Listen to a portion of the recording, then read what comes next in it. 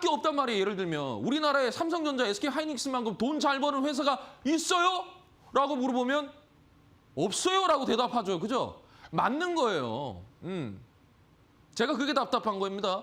다른 말 이렇게 언론 보도들 보게 되면 밑에 막 댓글들 보시잖아요. 그냥 아예 뭐 나라 어떻게 되라고 막 그렇게 하시는 분들도 너무 많아요. 그렇게 하면 안 된다라는 겁니다. 펀더멘탈. 예. 우리나라에서 삼성전자, SK하이닉스, 현대차만큼 돈 버는 회사가 있습니까? 라고 물어보면 없습니다라는 거예요. 그리고 글로벌적으로도 삼성전자, SK하이닉스만큼 돈 버는 회사가 몇 개나 되겠습니까? 그렇지 않아요?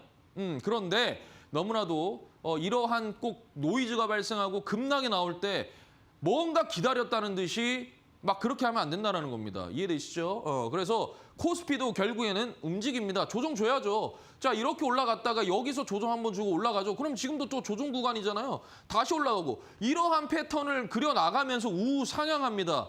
역사적으로 증시가 급락이 나왔던 거는 뭐 예를 들면 뭐 베네수엘라 이 정도죠. 그런 나라가 아니지 않습니까? 우리나라는. 그죠? 그러면 이런 식으로 해서 올라갑니다. 물론 정부 차원에서도 더 노력을 기울여야 되겠죠. 그죠? 예, 자, 그다음에 뭡니까? 코스닥이죠. 코스닥이에요. 코스닥이 문제죠. 코스피는 저는 사실 코스피는 그런데 코스닥이 문제예요. 제가 여러분들께 뭐라 그랬냐면 코스닥의 1050포인트가 정말 중요하다라고 얘기했잖아요. 이거 지지 라인이다. 이거를 제가 그 마켓 위너에서도 1050포인트 여기가 지지 라인이다라고 말씀을 드렸단 말이에요. 그런데 1050포인트 지지받지 못하고 깨져버렸어요. 근데 중요한 거는 어제요, 어제 좀 급등했죠. 어제 한 2% 정도 올라갔는데 제가요, 어제 그 마켓 위너에서 똑같이 말씀드렸던 게 뭐냐면 화끈하게 올라갔어야 돼요. 어제 코스닥이 올라가려면 이 1050포인트를 뚫어서 화끈하게 올라갔어야 돼요. 수급 확 붙고. 안 그랬단 말이에요. 그래서 제가 어제 좀 불안하다 그랬다라는 거예요. 네, 왜? 이게 어제 1049.6포인트까지만 올라갔어요. 그게 무슨 말이에요? 1050포인트를 못 깼어요. 윗꼬리 달고 빠졌단 말이에요. 그러니까 여기가 지금 뭐다? 저항이에요, 저항. 저항이에요, 여기가. 그죠? 근데 오늘 990선까지 밀려났어요. 그죠? 그리고 말아 올려주긴 했습니다만 이것도 결국에는 뭡니까? 제가 마이너스 3.2지만 얘도 빠졌다. 빠진 거예요. 마이너스 4%대로 빠진 겁니다. 후반으로. 이해되시죠? 그러니까 코스닥이 문제라는 게 지금은. 코스닥은 물론 코스닥에 뭐가 있어요? 국민성장펀드도 있고요. 그다음 또 뭐가 있습니까? 10월에 뭐가 있어요? 코스닥 승강제도 있죠. 네, 10월에 코스닥 승강제도 있고 국민성장펀드도 있고 그죠? 네. 그리고 이제 연기금은 다 찼어요. 연기금이 이제 국내 주식 비중은 이미 초과가 됐어요. 초과가 됐단 말이에요, 이제는. 그러면 이거 두 개 믿어야 된다, 지금. 여기에다가 그가 무조건 상폐시키고 실적 나와야 되고 실적 안 나오는 거 빨리빨리 갈아엎고 이렇게 돼야 되는데 일단은 코스닥 좀 더 지켜볼 요지는 있습니다. 그러니까 어제 이제 반도체, 그러니까 제가 왜 이런 말씀 드리냐면 가장 먼저 튀어오르는 건 결국에 뭐다? 반도체가 가장 먼저 튀어오릅니다. 어제도 그랬죠. 어제도 코스닥 소부장에서도 장비 쪽이 갑자기 막 그렇게 들어올리잖아요. 그러니까 반도체는요, 죽지가 않아요. 지금 그게 아니라니까요. 제가 이따 또 설명해 드릴 겁니다. 자, 보시죠. 자, 브로드컴 AI 전망에 실망을 가졌어요. 이게 무슨 말이냐면 브로드컴이 실적 발표를 했습니다. 잘 나왔어요. 어닝 서프라이즈예요. 그런데 뭐냐? 이 컨센, 그러니까 이 이익 전망치가 컨센, 얘네들이 만들었던 이 컨센, 추정했던 여기에 하회했다. 즉 밑을 밑돌았다라는 거예요. 그게 만족이 안 됐기 때문에 뭐야? 아니 뭐야? 이 정도는 해줘야 될 거 아니야, 브로드컴. 너희 뭐야? 이렇게 된 거예요. 그러니까 어떻게 합니까? 빠방 팔기 시작하죠. 그들이 만들어놨어요. 그 전망치는. 그 전망치는 그들이 만들어놨단 말이에요. 거기에 부합이 안 되니까 에이 뭐야 이러면서 또 AI 버블 아니야? 이거 아니야? 야 너네 진짜 돈 벌고 있는 거야? 이렇게 하면서 막 쫙쫙쫙쫙 뺍니다. 네, 빼요.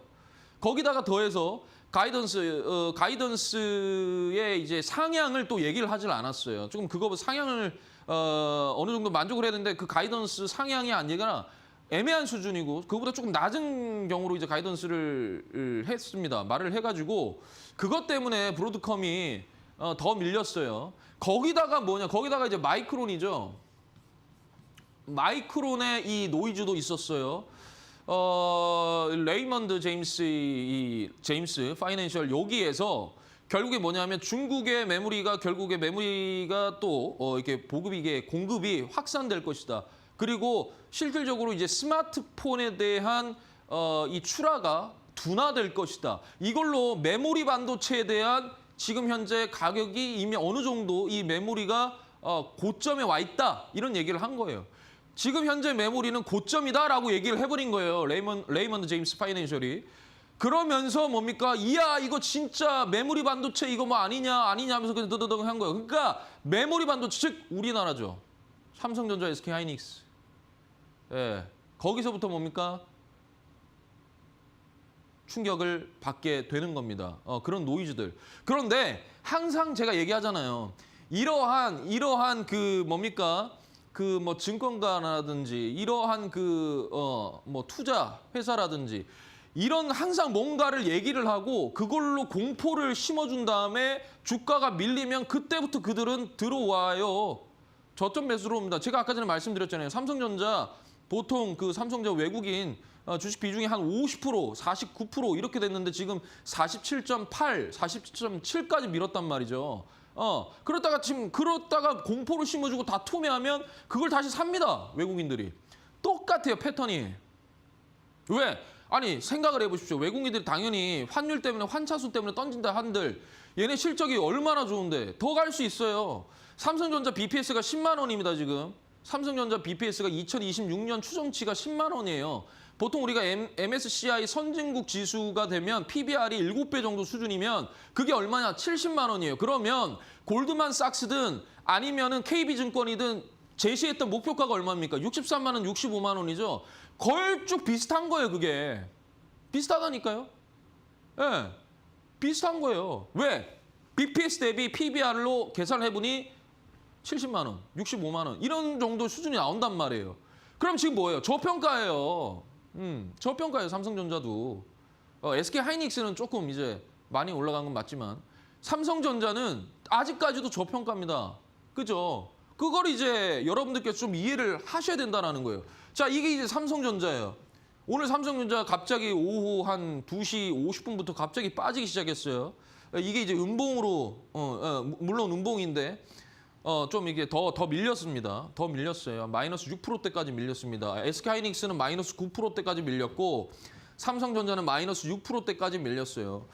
보면은 얘도 이렇고 다 올라가요, 위로. 자, 삼성전자는 중요한 게 뭐냐? 삼성전자는 11선이 중요합니다, 지금 현재. 삼성전자는 여러분 한번 차트 켜놓고 보십시오. 삼성전자는 이 11선을 지지받고 반등 주고 지지받고 반등 줬어요. 근데 오늘도 보시면은 이 11선에서 이 빨간색 선이 11선인데 이 11선에 깨지는 않았어요. 일단 깨지는 않았어요. 그러면 우리가 삼성전자는 분할 매수로 좀 접근을 해볼 수 있다라는 거예요. 어떻게? 11선을 1차, 그러니까 뭐 먼저 들어가신 분도 계시잖아요. 그러면 11선을 일단 한 번, 그다음에 21선을 두 번째 분할 매수하고 나머지 현금 가지고 있는 거예요. 그러다가 어떻게 되겠어요? 41선까지 내려오면 그때 한 번 더. 이런 식으로 분할 매수로 접근해야 됩니다. 그러니까 여러분들 기억하셔야 돼요. 지금 현재의 삼성전자는 11선이 굉장히 중요합니다. 차트 켜놓고 보십시오. 보통 11선이 이렇게 있죠. 이거 5일, 10일, 21선인데 차트로 보면 주가가 요렇게 가요. 21선까지는 거의 안 내려왔어요. 내려온 적이 없어요. 내려온 적이 없어요, 최근에. 그러면 열어두라고요. 어디까지? 21선까지는 열어둬야죠, 삼성전자는. 분할 매수할 때. 왜? 일단은 11선을 탔거든요. 얘는 계속 11선에서 깨지 않고 11선을 지지받으면서 11선에서 이렇게 왔어요. 앞쪽도 다 보십시오. 21선까지 빠진 적이 없어요, 거의. 그러니까 21선을 놓고 봐야 되겠죠. 그러면 SK하이닉스는요. SK하이닉스도 마찬가지예요. SK하이닉스도 11선이 기준이에요. 근데 이미 얘는 오늘 11선을 이탈을 했죠. SK하이닉스가 더 많이 빠졌어요. 그래서 만약에 메모리 반도체에 대한 부분에 대해서 그래서 제가 어제 마켓이노도 삼성전자를 말씀드렸던 게 실질적으로 삼성전자가 저평가이기도 한데 SK하이닉스가 상대적으로 주가 부담이 더 높죠.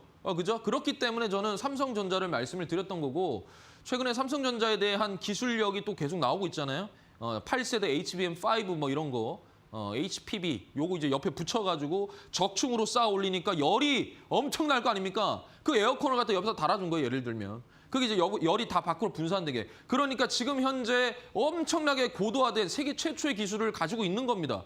이런데도 이게 아닙니까? 라고 물어보는 거예요. 제가 삼전과 사는 남자 이래가지고 여러분들께 삼성과 사는 남자입니다. 17만 4천 원에 잡으십시오. 그리고 4월까지만 하십시오. 왜? 5월 달에 뭐가 있다 그랬어요? 노조 파업이 있습니다. 그때까지만 일단 하십시오. 그리고 나서 노조 이제 어떻게 됐어요? 조금. 끝났죠. 어느 정도. 그죠? 예. 그럼 이제 다시 이렇게 뭐 노조 이제 악재는 어느 정도 끝났단 말이에요. 외부 악재지 삼성전자 악재입니까? 물론 메타와 관련된 얘기가 하나가 나오긴 했습니다만 그것도 이제 완벽하게 뚜렷하게 나온 그런 보도는 아니에요. 뭐 이렇다 뭐 이런 거지 그런 보도는 또 아니란 말이에요. 그거 한번 찾아보십시오. 아직까지 확정된 건 아니에요. 그게 수율의 문제인지 아니면 진짜 네, 아무튼 그렇습니다. 그래서 삼성전자, SK 하이닉스를 딱 봤을 때 우리의 양 대장이 움직이는데 결국에 이 두 개가 무너지게 되면 우리나라 증시는 어떻게 됐어요? 밑으로 빠지죠. 근데 두겠습니까? 무너지게. 그리고 외국에서 그냥 그러겠습니까? 물론 증권사 리포트나 증권사의 목표가를 100% 신뢰하면 안 돼요. 안 되지만 눈으로 보십시오. 도대체 우리나라에서 삼성전자, SK하이닉스, 삼성전자가 2026년, 27년, 28년 이게 달라요. 추정치가, 이익 전망치가 350조입니다. 올해. 내년에 450조예요. 그 다음에 600조입니다. 그러면 계속적으로 이익이 올라가잖아요. 그죠? 영업이익이 말이 돼요? 작년에 25년도에 삼성전자 영업이익이 40조 원대였어요. 45조 원대였습니다. 몇 배입니까? 몇 배예요, 여러분? 네, 그런 거예요. 그러니까. 실적으로 보십시오. 실적으로. 자, 우리 그거 아닙니까?